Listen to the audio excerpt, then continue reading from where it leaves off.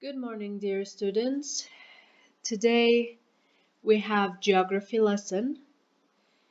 In this lesson, we will finish life in an Indian city, pages 32 and 33. So please bring your books and open it on those two pages.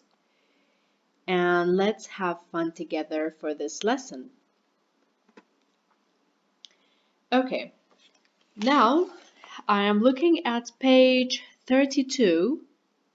And there is an introduction on top of the page. I'm going to read it, so please listen to me carefully and look at the words while I read them. Okay.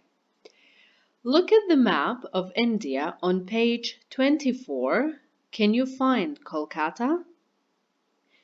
So, let's go back to page 24. We have map of India showing the largest cities, mountains, and rivers. So one of the largest cities is Kolkata. Okay, so Kolkata is the third largest city in India, after Mumbai and Delhi, and a great port. So what is port? Port is harbor. This place is a port where the boats are going to stand over there. They are taking things or taking people on board. This is what we call port.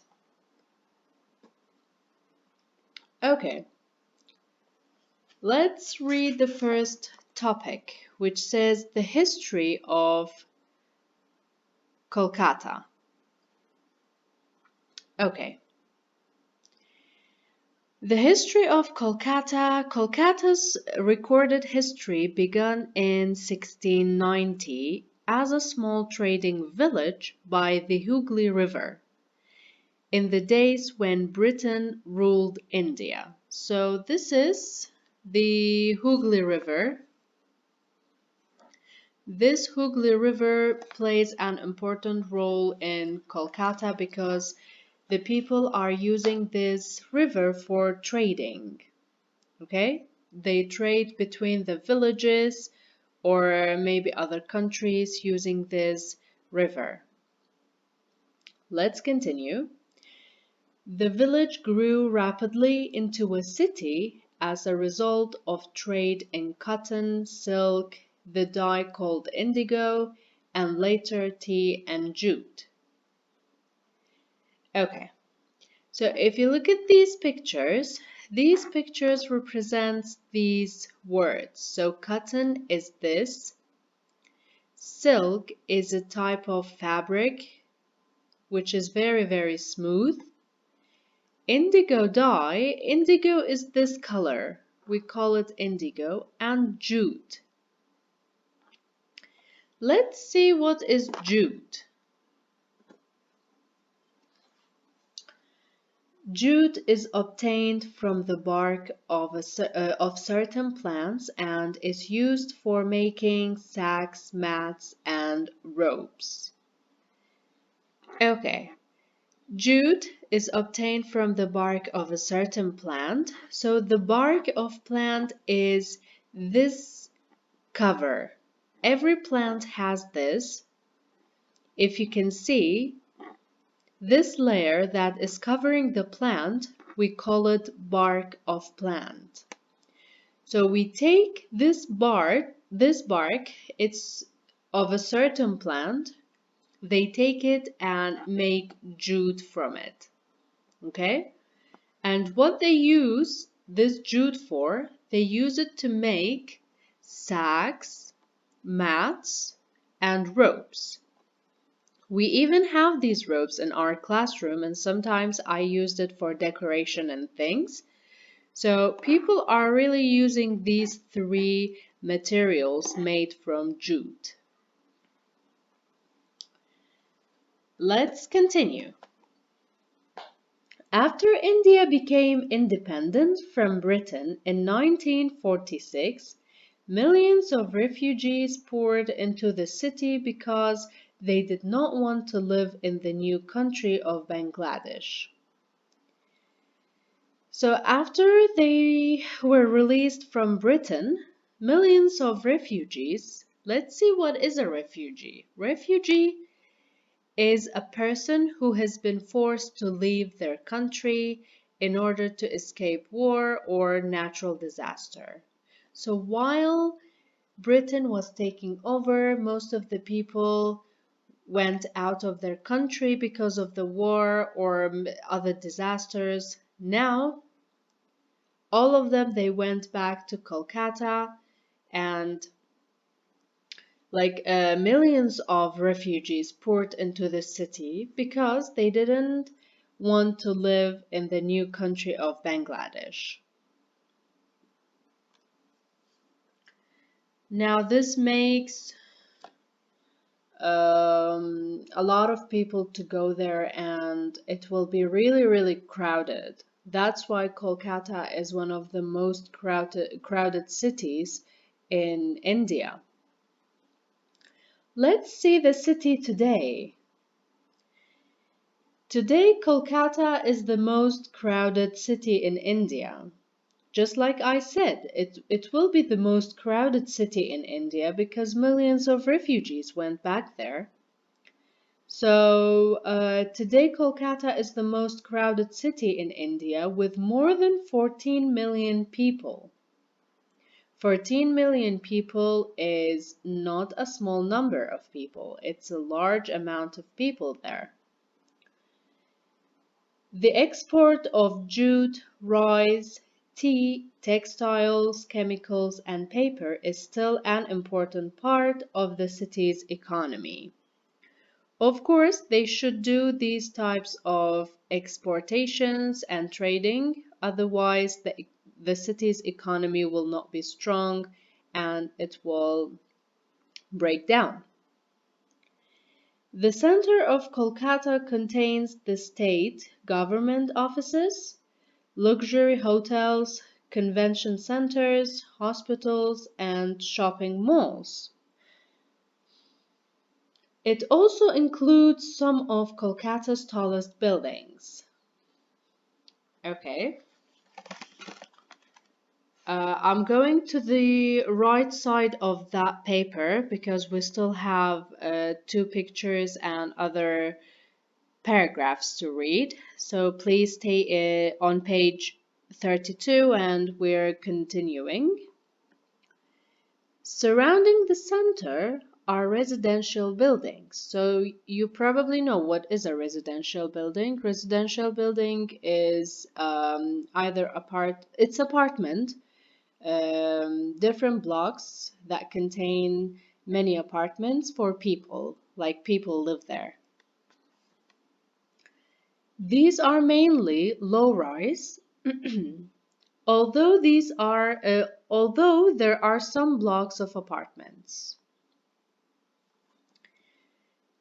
Now we have a picture. If you look at that picture, you can see how crowded this city is. It says auto rickshaws, bullock carts, trams, trucks, cars, and people crowd the streets of Kolkata. If you look at that picture, it's very crowded. You have a lot of cars and taxis and people and trams all over the city.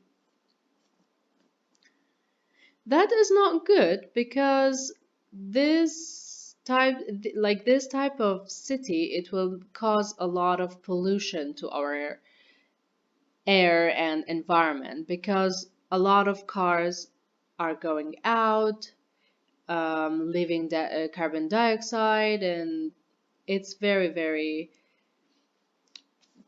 it will cause our weather to be really, really bad. Let's continue. Kolkata has an international airport and several universities and colleges. There is a well-developed railway network and an old metro system. Kolkata has many factories, large and small. Of course, because it's a big city, it will have many factories, large factories, small factories.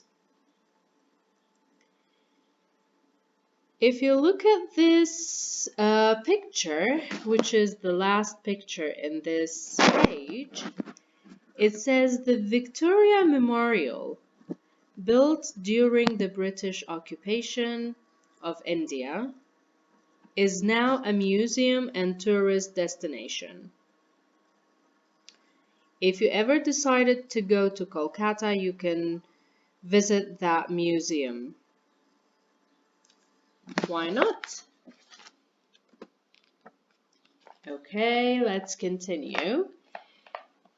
Did you know more films are made in India than anywhere else in the world? Each year, about 800 films are made in India. India is called Bollywood. You know, we have Hollywood, which are the English films, and it's in America. But this one, we call it Bollywood, and they are creating or producing Indian movies and Indian films. They are making more films than anywhere else in the world. So mainly, most world's most films are made in India. This is a great fact to know.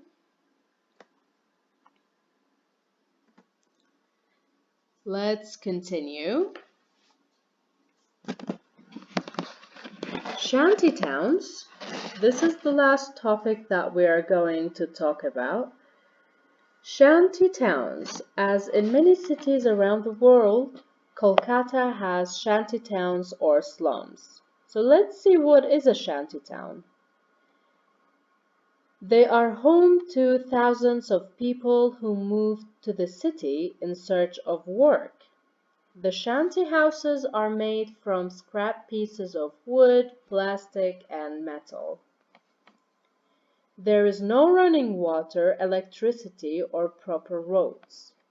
Well, this is a big problem because you're living there. You probably need water, you will need electricity, you will need proper roads to um, go for your work or something like that.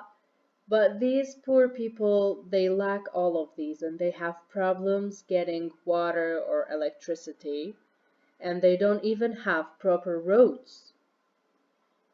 Up to 125 families may have to get their water from a single tap or pump in the street.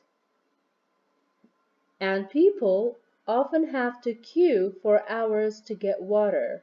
So imagine if you, like these people, they get hungry, they need water for cooking, and they have to be in a large queue for hours in order to get water.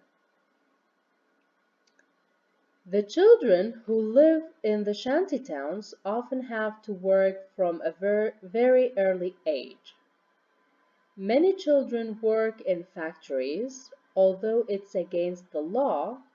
Some do odd jobs for money or beg.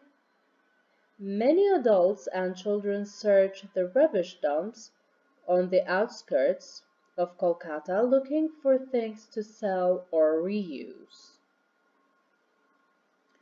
These shanty towns have very poor people. They need to work, and even their children need to work because probably they won't have the money to go to school, buy school essentials. So the children also have to work from a very young age in order to get some money.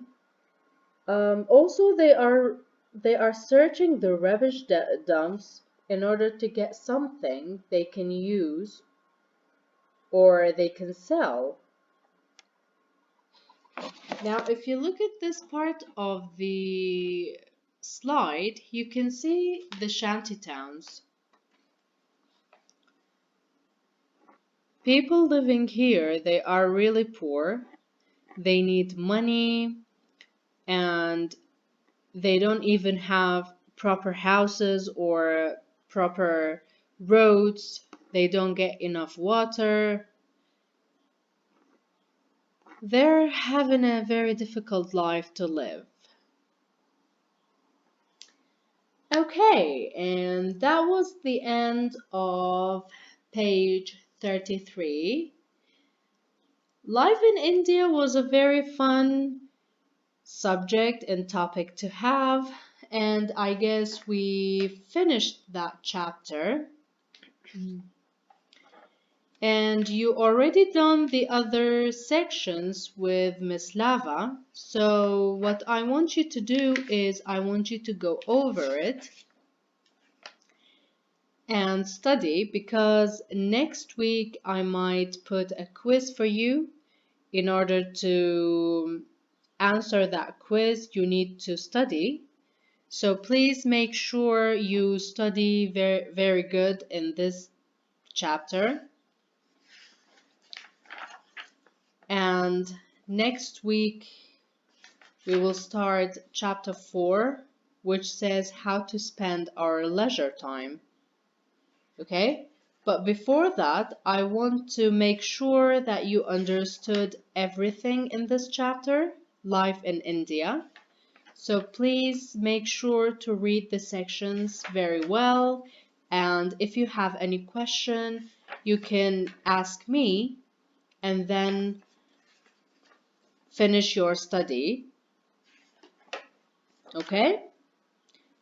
Then next week, hopefully, we will have our first quiz in geography in this section. I will write it down for you, but please keep in touch and study very well. Okay? Have a lovely day and please stay safe.